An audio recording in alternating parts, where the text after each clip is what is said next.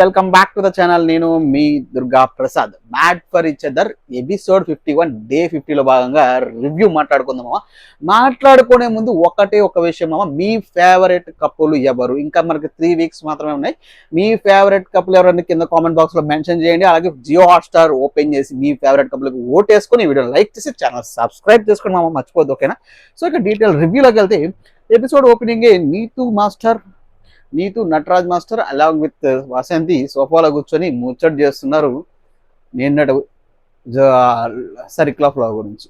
ఇక్కడ వసంతి నిజం లైక్ తప్పు మంచిగా మాట్లాడినా ఏ పాయింట్ పెట్టినా తప్ప అక్కడ సర్కిల్ అడుగుతారమ్మా, మీరు ఇక్కడ మాట్లాడతారు, అక్కడికి వెళ్ళి మాట్లాడరు కదా వసంతి.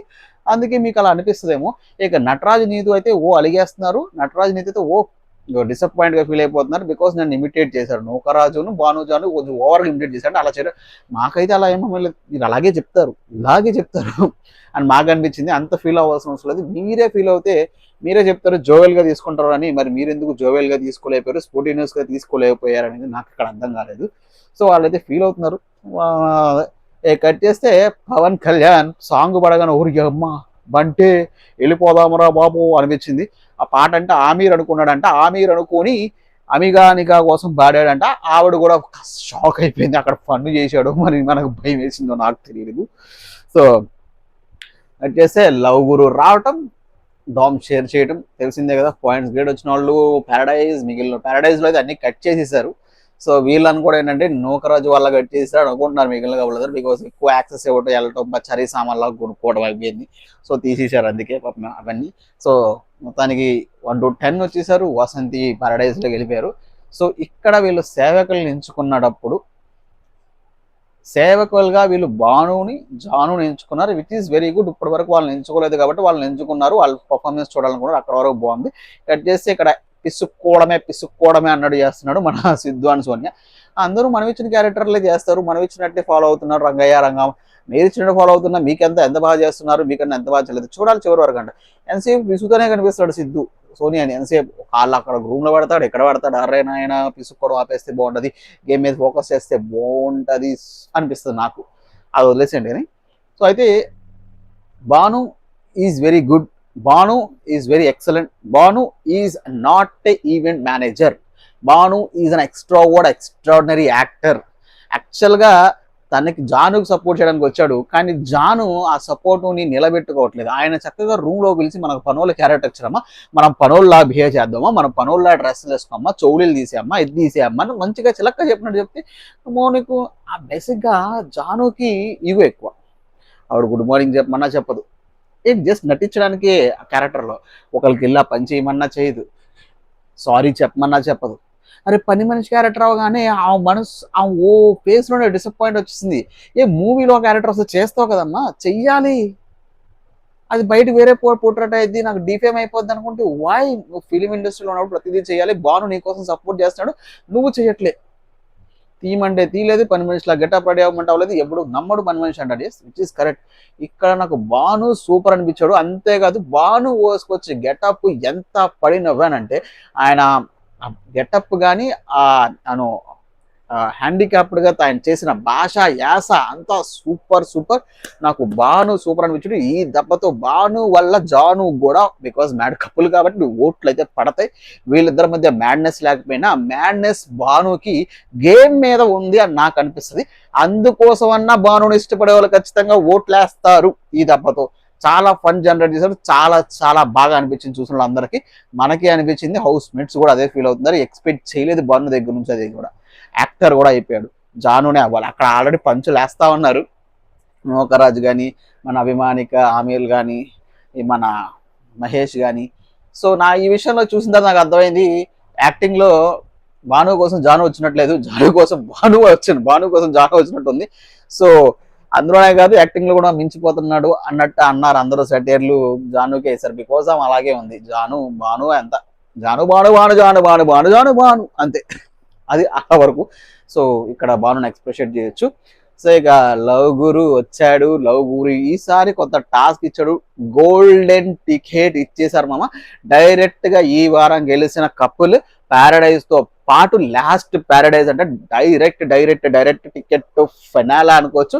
డైరెక్ట్ గోల్డెన్ కప్పులు డైరెక్ట్ ఫైనల్ వీక్ వెళ్ళిపోతారు, ఓటింగ్ లో గెలిచేస్తారు. వాళ్ళకి ఎక్కువ స్కోప్ ఉంది. ఈ వీక్ కొట్టుకుంటారు చూడండి. రేపటి నుంచి టాస్క్లు ఉంటాయి, మామూలుగా కొట్టుకోరు. పెద్ద గొడవలు ఎక్స్పెక్ట్ చేస్తున్నాం. మీరు చూడండి ఈ వీక్ అదిరిపోద్ది షో, బికాస్ టీఆర్పీ పగిలింది. ఎందుకంటే గొడవలు జరుగుతాయి. గోల్డెన్ టికెట్ కోసం కళ్ళు మన కొట్టుకుంటారు అనిపిస్తుంది. సో అదొక పాయింట్ అయితే. సో గోల్డెన్ టికెట్ ఇచ్చేస్తున్నారు, టికెట్ ఫైనల్ ఇచ్చేస్తున్నారు. గోల్డెన్ టికెట్ మరి పెట్టిన వాళ్ళు సరిగ్గా ఉంటారు కదా, మరి మ్యాడ్ బెవర్ ఇచ్చేస్తారంటే ఏంటి? ఆ ఫైర్ కావాలంటే గొడవ పెట్టాలి, లవ్ గురు రావాలి, లవ్ గురు ఇరకాష్ పెట్టాలి, లవ్ గురు ఫైటింగ్ పెట్టాలి. అదే జరిగింది. వచ్చాడు లవ్ గురు, ఎవరు అనర్హులు ఈ గోల్డెన్ టికెట్ కి అని చెప్పేసి ఒక టాస్క్ అయితే పెట్టాడు. ఫస్ట్ వెళ్ళడమే. నాకు తెలిసి సార్ అందరూ మహేష్ అండ్ సాంద్రని టార్గెట్ చేస్తారు అనుకున్నా, బికాస్ లాస్ట్ టైం టార్గెట్ చేశారు, వాళ్ళకి హైప్ వచ్చింది, టాప్ లో ఉన్నారు, ఓటింగ్స్ బాగానే పడుతున్నాయని నాకు అనిపిస్తుంది. ఈ వారం కూడా వాళ్ళనే టార్గెట్ చేస్తారేమో అనుకున్న, రివర్స్ తిరిగి అయితే వీళ్ళని లేదంటే అభిమానిక ఆమీర్ని టార్గెట్ చేయాలి. ఈసారి Abhimanika Aamir target and Mahesh and సాంద్ర అనే టార్గెట్ అయ్యారు. సో ఇక్కడ ఒక మహానటుడు ఉన్నాడు. ఆ మహానటుడు గురించి వచ్చినప్పుడు మాట్లాడదాం మామ. ఈలోపు జస్ట్ ఒక లైక్ చేసేసుకోండి, లైక్ చేయకపోతే ఛానల్ సబ్స్క్రైబ్ చేసేసుకోండి మామ. సో వచ్చారు. ఫస్ట్ అభిమానిక ఆమీర్కి ఏం చేశారు? భానుజాను వాళ్ళ క్లియర్ పాయింట్స్ చెప్పారు. మీరు కమ్యూనికేషన్ దగ్గర వీక్ అవుతుంది కొంచెం అంటే, వాళ్ళ పాయింట్స్ నాకు కొంచెం పర్ఫెక్ట్గా అనిపించింది. అభిమానిక ఆమీర్ కూడా యాక్సెప్ట్ చేశారు. నెక్స్ట్ నోకరాజు వచ్చారు. టార్చర్ రా బాబు నోకరాజు, చెప్పింది వినడు, లాగిందే లాగుతాడు, టెంపర్ గాడు, ఇవన్నీ పెట్టుకోవచ్చు. బికాస్ నోకరాజు గెలిస్తే ఒకలాగా మాట్లాడతాడు, ఓడిపోతే ఒకలాగా మాట్లాడతాడు. ఓటమిని తీసుకోడు. అది అమీర్ బాగా చెప్పాడు నాకు. ఓటమిని తీసుకోలేని వాడు చాలా బాగా అనిపించింది నాకు. ఎంతసేపు అక్కడ జడ్జిలు సర్కిల్ ఆఫ్ లవ్ లో చెప్పారు, సర్కిల్ ఆఫ్ లవ్ లో అంత బాగానే ఉన్నాడు, జడ్జెస్ చెప్పాడు, శ్రీముఖి చెప్పాడు, అందరూ చెప్పినా ఈయన మాత్రం మళ్ళీ నోకరాజు అదే పాయింట్కి వస్తానే ఉన్నాడు. నువ్వు అక్కడ కూడా అక్కడ చెప్పు, నాకు అన్ని కరెక్షన్స్ ఎందుకు, నేను కాదనట్లేదు, నువ్వు చెప్పింది కదా, కాదనట్లేదు అన్నప్పుడు వదిలే నోకరాజు. ఇక్కడికి వచ్చి వాళ్ళు మ్యాడ్ కప్పులు ఎందుకు గోల్డెన్ కప్పులకి గోల్డెన్ టికెట్కి పాసిబుల్ కాదని అది మాట్లాడమంటే, నువ్వు వచ్చి ఆ తాడు గోల పట్టుకొని వదలట్లేదు నాయన బాబు, నీకేమంటే నాకు 8500 పాయింట్స్ వచ్చాయి వీళ్ళు. సో అక్కడ ఏంటంటే మనకు చూసే వాళ్ళకి అరే ఏం రాయడం సాగదీత, అది అమీర్ క్లియర్ గా చెప్పాడు. తర్వాత రూమ్కి వెళ్ళి అక్కడ బ్రేక్ వస్తుంది, రూమ్ లో కూడా ఆశ చెప్పింది ఎందుకు వదిలే ఆ టాపిక్ మన నెగిటివ్ అవుతుంది, అది నీకు ఎఫెక్ట్ అవుతుంది. ఎగ్జాక్ట్లీ అది తనకి ఎఫెక్ట్ అవుతుంది, ఖచ్చితంగా ఎఫెక్ట్ అవుతుంది. ఓట్స్ పరంగా ఆల్రెడీ నోకరాజు వల్ల ఎఫెక్ట్స్ అవుతాయి ఓటు వల్ల. బికాస్ దాని టెంపర్నెస్ కానీ, తను తీసుకోకపోవడం కానీ, ఒక టాపిక్ చెప్తే దాన్ని వినకపోవడం కానీ, ఇవన్నీ తనకి మైనస్లే అని చెప్పుకోవచ్చు. సో ఎక్సెప్ట్ గేమ్స్ తప్పించి ఈ విషయాలు మార్చుకుంటే బాగుండు. అది అభియానిక ఆమీర్ చివరిలో మళ్ళీ చెప్తారు వాళ్ళకి వచ్చినప్పుడు. ఇక్కడ ఆర్డర్ లేదు కానీ చెప్పేసుకుందాం అమ్మ. అభిమానిగా ఆమీర్ వస్తారు, అవే పాయింట్స్ చెప్తారు, కానీ రివెంజ్ అనుకుంటారు. అరే ఆసియా పాయింట్ ఒక్క పాయింట్ కూడా పెట్టలేదు అక్కడ, అన్నీ నువ్వే మాట్లాడావు తాడు గోల వల్ల. సో అభిమానిగా ఆమీర్ సేమ్ మనం ఇప్పుడు అనుకున్న పాయింటే వాళ్ళు చెప్పారు. ఆ టెంపర్నెస్ తగ్గించుకుంటే గేమ్స్ అన్ని బాగానే ఆడతాం, ఇవి కూడా ఆడితే బాగుంది. అక్కడ కూడా తన టెంపర్ లూజ్ అయిపోయి అయ్యా బాబు అందరూ అనుంటారు, నువ్వు ఆ టాపిక్ లాక్కు దీని గురించి అని చెప్పేసి, అందుకని అందరికీ ఎక్స్ప్లెనేషన్ ఇచ్చేస్తున్నాను నోకరాజు అక్కడ. ఇక పవన్ కళ్యాణ్ కాదు నెక్స్ట్ మహానటుడు వచ్చాడు. వీళ్ళ తర్వాత మహానటుడు వచ్చాడు. ఎవరు? నటరాజన్ నీతు మహానటుడు అన్నట్టు అనిపించింది. చాలా చాలా చాలా చాలా చాలా సేఫ్ గేమ్ ఆడాడు నటరాజ్ మాస్టర్. బికాస్ అందరిలో గుడ్ బుక్స్ ఉండే పవన్ కళ్యాణ్ అనుకుంటే ఈయన ఇంకా డబల్ గుడ్ బుక్స్ లో ఉండని ట్రై చేస్తున్నాడు. మహానటుడు వెళ్ళి పవన్ మీరు గోల్డెన్ బజర్ మీరు ఎలా డైరెక్ట్ గా వెళ్ళడం లేదు, ఖచ్చితంగా మీరు స్ట్రాంగ్ అప్పుడు మీరు స్ట్రాంగ్ గా ఆడతారు కాబట్టి, అరే చూసే మాకే అర్థమవుతుంది ప్రక్రియ, విన్న మీకెందుకు అర్థం కావట్లేదు? అక్కడ అన్డిజర్వ్ వీళ్ళు వేయడానికి వీలు లేదు అని చెప్పమంటే తీసుకెళ్లి పవన్ కళ్యాణ్ వాసన తీగిస్తాడు మహానటుడు.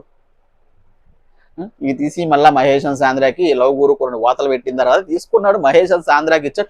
మహేష్ అండ్ సాంద్రాకి కూడా చెప్పాల్సిన పాయింట్ ఏం చెప్తున్నారు, లాస్ట్ వీక్ లో అందరు చెప్పింది మీరు ఫంబుల్ అవుతారు, గేమ్ లో కమ్యూనికేషన్ ఉండదు. అక్కడ అరే వాళ్ళు కంబులైనా ఏదైనా ఆడి గెలిచి చూపించి టాప్ 4లో 5లో ఉన్నారు కదా అనేది నా అభిప్రాయం. ఆ పాయింట్ పట్టుకునే అవసరం లేదు, బికాస్ ఆయనకు ఇంకో ఆప్షన్ లేదు. బికాస్ ఆల్రెడీ మహేష్ అండ్ సాంద్రా అందరూ టార్గెట్ చేస్తారు, మిగిలిన వాళ్ళ సపోర్ట్ ఈయన కావాలి, డిజర్వ్ లిస్ట్ లోకి వస్తే ఉపయోగపడిద్ది. కానీ ఇక్కడ చాలా చాలా చాలా సేఫ్ గా ల్యాండ్ చేశారనిపించింది. మీలో ఎంతమందికి నటరాజ్ మాస్టర్ మహానటుడా లేదంటే సేఫ్ గేమ్ ఆడాడా అన్నట్టు అనిపించిందో కింద కామెంట్ బాక్స్ లో మెన్షన్ చేయండి అమ్మా, ఓకేనా?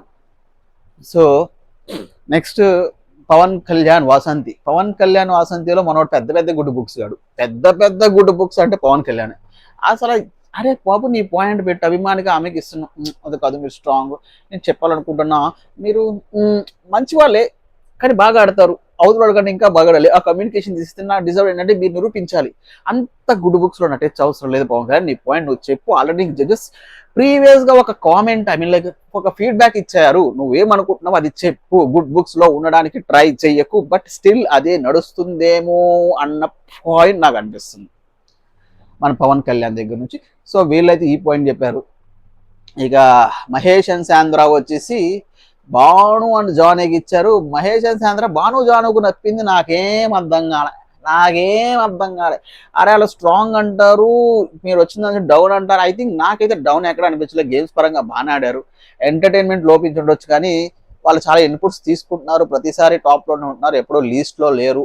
కానీ మహేష్ ఇంకా వాళ్ళకి ఏదో లోపించిందంట, అది లోపించాలంట. మహేష్ మాట్లాడుతూ వీళ్ళని తక్కువ చేసుకోవటం వీళ్ళకి mad for Each other suit కాదేమో అనిపిస్తుంది, అలాగే ఓట్లు తగ్గే ఛాన్స్ ఉంటుంది. మహేష్ శాంద్ర భాను జాను పోల్చుకుంటూ మహేష్ ఏమంటాడంటే మాకు 3-4 బెస్ట్, మీకు టాప్ బెస్ట్ కాదంటాడేంటి? మీకు టాప్ బెస్ట్ కానప్పుడు మీరెందుకు భయ్యా మీరు టాప్లోకి వెళ్ళడం, వెళ్ళిపోవచ్చు కదా ఇంటికి, ఆడియన్స్ ఎలా ఓటేయాలి మీకు ఈ రీజన్ మీద, అప్పుడు మీ మ్యాడ్ కప్లను ఎలా అనుకుంటారు? సో మిమ్మల్ని మీరు తగ్గించుకోవడం మానేస్తే బెస్ట్. అక్కడ నాకైతే నచ్చలేదు భాను జానకి ఇచ్చిన ఈ వరస్ట్ కామెంట్స్ అన్నట్టు నాకు అనిపించాయి. సో ఇంకేమైనా ఉండమా మర్చిపోయామా? సిద్ధు అని సోనియాకి అయితే తను కూడా ఎవరు వేయలేదు, సిద్ధు అని సానియా వచ్చేసి మహేష్ అండ్ శాంద్రాకి ఇచ్చేసాం, బికాజ్ వీళ్ళిద్దరికి కోల్డ్ వార్ బాగానే జరుగుతుంది. సిద్ధు అండ్ సోనియా చెప్పిన పాయింట్స్ ఏం చెప్పలేదు, ఇంకా సోనియా మాత్రం తన యాటిట్యూడ్ పవర్ చాలా చాలా తగ్గించుకొని అని మాట్లాడుతూ ట్రై చేసింది. అది కూడా మనకి తెలిసిపోతుంది బాబా, అదేంటో మరి ఆశ్చర్యపడవలసిన లేదు కానీ తెలిసిపోతుంది వాళ్ళ పాయింట్లో వాళ్ళు చెప్పారు, మీరు ఇలా ఉండకూడదు ఇలా ఉండాలన్నది చెప్పారు. అది కూడా మన అంత వ్యాలిడ్ అనిపించలేదు, వాళ్ళ టార్గెట్ మహేష్ ఆంధ్ర కాబట్టి. కానీ మహేష్ అండ్ ఆంధ్ర టార్గెట్ సిద్ధు సోనియా చేయలేదు, which is very good, better Siddhu and Sonia కన్నా మహేష్ అండ్ ఆంధ్ర అనిపిస్తుంది నాకు. అండ్ ఇంకోటి మహేష్ అండ్ ఆంధ్ర ముందే గెస్ట్ చేశారు, నెక్స్ట్ ఇప్పుడు ఈ వారం కనుక మనం ఆడకపోతే లీస్ట్లోకి వెళ్తే మనకే టార్గెట్ ఉంటుంది, మనకే అందరూ ఓట్లు కుదుతారు, అది పిచ్చ క్లారిటీలతో ఉన్నారు Mahesh and Andhra, which is good. And ఆ స్పిరిట్ తోనే ఆడాలి, గెలిచి చూపించాలి. ఈ వారం కనుక ప్యారడైజ్ కనుక మహేష్ అండ్ ఆంధ్ర కొడితే అందరి మొహాల్లో లైట్స్ ఆగిపోతే డల్నెస్ వచ్చేస్తుంది, మా ఇల్లు గెలిచేసారేంట్రో, మనకి ఓటింగ్ ఛాన్స్ అయితే గుద్దుకోవడానికి ఛాన్స్ అయితే అందరూ గ్రూప్స్ అయిపోయాం కదా అన్న ఫీలింగ్ లో ఉండిపోతారు, డిఫెండ్ చేసుకోలేకపోతారు. నాకైతే ఈ వీక్ మహేష్ ఆంధ్ర కప్పు కొట్టాలనిపిస్తుంది, మరి మీకు ఎవరు కొట్టాలనిపిస్తుందో చెప్పండి, అది ప్యారడైజ్. సో ఇది ఇవాళ ఎపిసోడ్ ఎలా జరిగిపోయింది. అయితే మన mad couple of the episode చెప్పుకోవాలి కాబట్టి మాట్లాడుకుందాం. నా mad couple of the episode మాత్రం భాను అండ్ జాను మామ, ఎస్పెషలీ భాను వల్ల జాను తీసుకోవస్తున్నారు కాబట్టి వీళ్ళే మ్యాడ్ కపుల్.